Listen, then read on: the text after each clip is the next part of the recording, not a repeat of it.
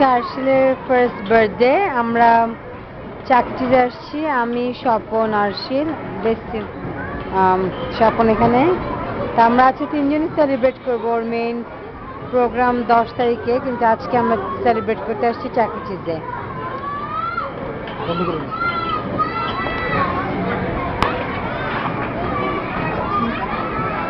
And here comes the mom. এটা না, এটাও না, এটা তো নাই, এই যে